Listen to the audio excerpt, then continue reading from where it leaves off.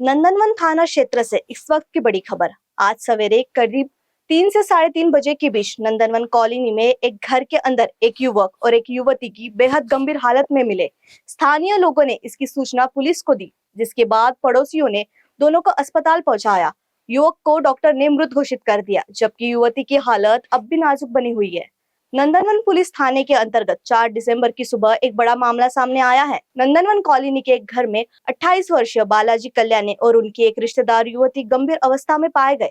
बताया जा रहा है कि बालाजी कल्याणी नांदेड़ के रहने वाले हैं और नागपुर में पुलिस भर्ती की तैयारी करने आए थे। सूचना मिलते ही पड़ोसियों ने दोनों को तुरंत अस्पताल पहुंचाया, लेकिन इलाज के दौरान बालाजी की मौत हो गई, जबकि युवती का इलाज जारी है और उसकी हालत गंभीर बताई जा रही है। फिलहाल पुलिस पूरे मामले की गहराई से जांच कर रही है।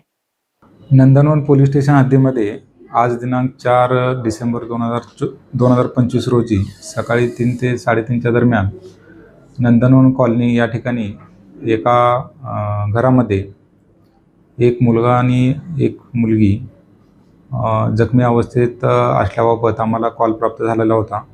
आम्ही त्या ठिकाणी जाईपर्यंत सदर जखमी मुलाला आणि मुलीला शेजाऱ्यांनी हॉस्पिटलाइज केलेले होते।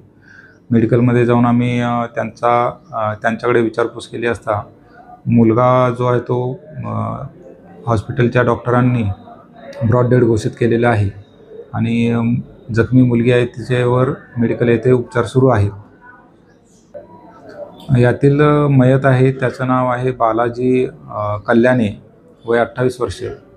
हा मूळचा नांदेड जिल्ह्यातील युवक आहे आणि तो या ठिकाणी पोलीस भरतीची प्रॅक्टिस करत होता आणि जखमी जी मुलगी आहे ती त्यांची नातेवाईक आहे।